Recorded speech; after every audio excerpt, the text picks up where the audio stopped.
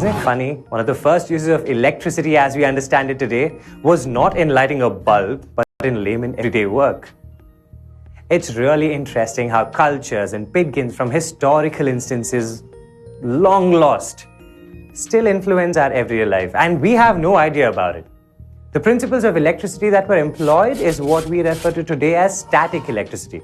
We will delve slightly into these ideas, though most understanding of electricity as such requires very complicated science and math that might be just a little too much given what we already know so far. Through these videos, I'll take you through some interesting ideas that we explore under the umbrella of electricity and facts that might interest you.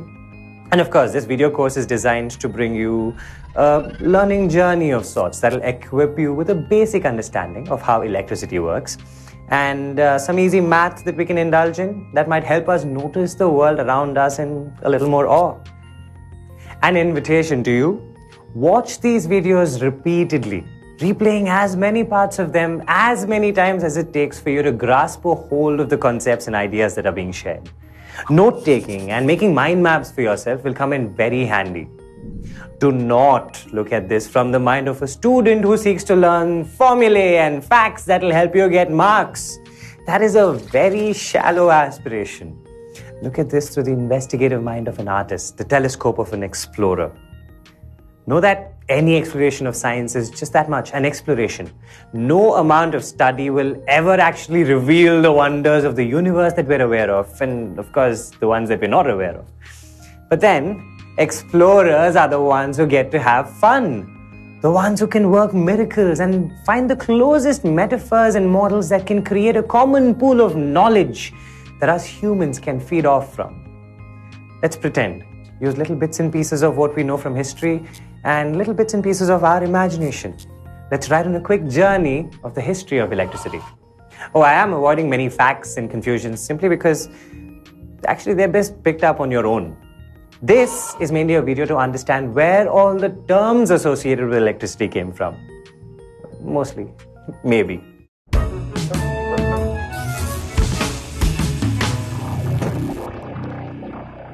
Benjamin Franklin documented his studies with a very interesting take. He said that every substance has an intrinsic property of electricity, which manifested as an electrical fluid.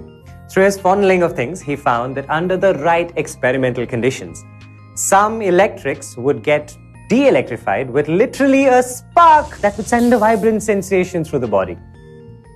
He found more clever and effective ways to electrify an object. He created machines to store that electricity and prank people by shocking them. Since the machines would basically conceal the electric fluid, he called it a cell. He thought of the working of a cell like the cocking mechanism of a gun in those times, charging and discharging. Well, that's not the only war machine metaphor that comes up. Ships would fire cannons altogether at their enemies in what was called a battery of cannons or a gun turrets. Benjamin Franklin soon found that he could manifold the shock produced by a cell if he connected a bunch of these supercharged electrifying machines all together and caused them all to discharge with a massive spark at the same time in a battery. Just like lightning. And yes, lightning was actually thought of as a massive cloud battery in the air, discharging.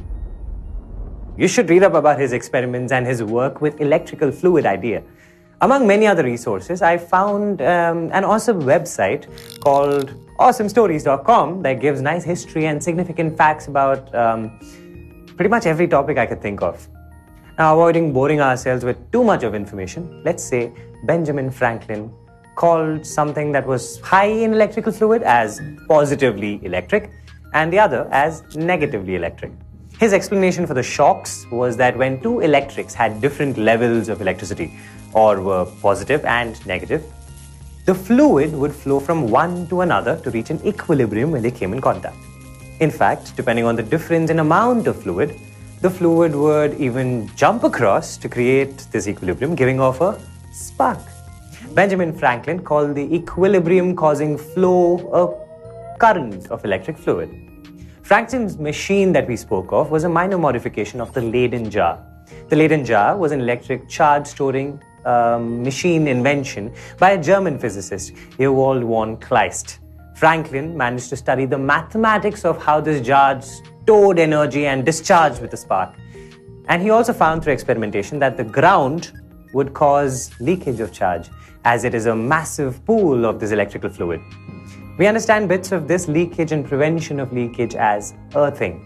Have you seen that big fat plug pin on most electronic devices?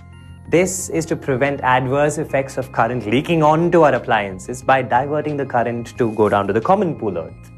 But I suggest you read more about the experiment Benjamin Franklin did with lightning and his Leyden jar variant. A pretty shocking common story. He postulated, and correctly so, that charged particles have an electrical influence in the space around them. He called this the electric field. A positive charge, an outward field; a negative charge, an inward field of influence.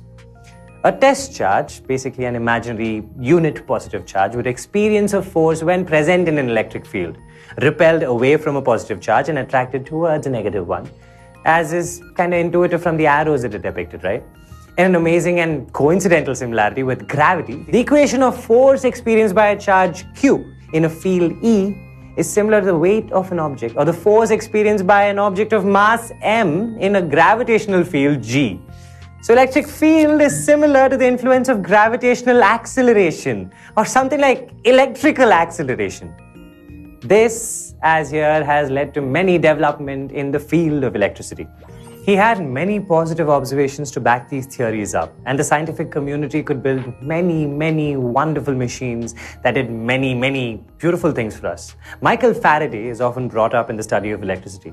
Coming from a life of self-study, hard work, diligent commitment to science, Michael Faraday deserves much more than a video to himself to do justice to his contributions. I'll let you explore all of this on your own terms, all right? Electricity, charge, the positive and negative, cell, charging, discharging, battery, electricity, static electricity, current.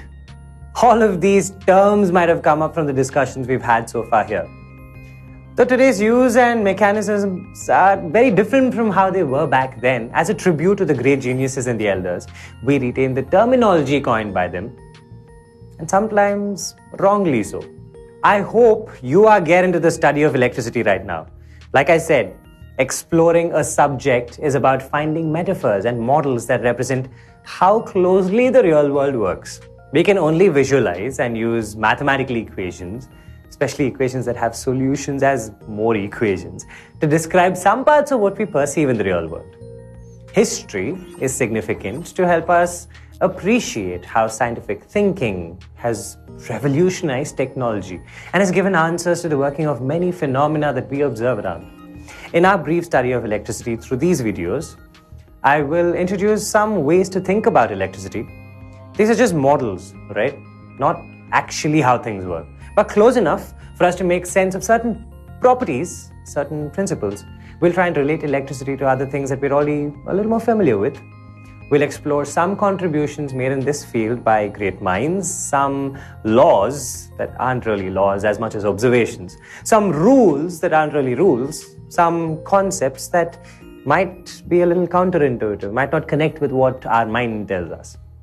And yes, we will be jumping back and forth in historical timelines of when we knew electricity, what it is, so you'll have to pay a little close attention. Let's start with a model that you would have likely explored earlier, the atomic model. I'm not going to go deeper to the quantum model or even Niels Bohr's model. A scientist named Sir J.J. Thomson is to whom we credit the discovery of an important subatomic particle. What am I speaking of?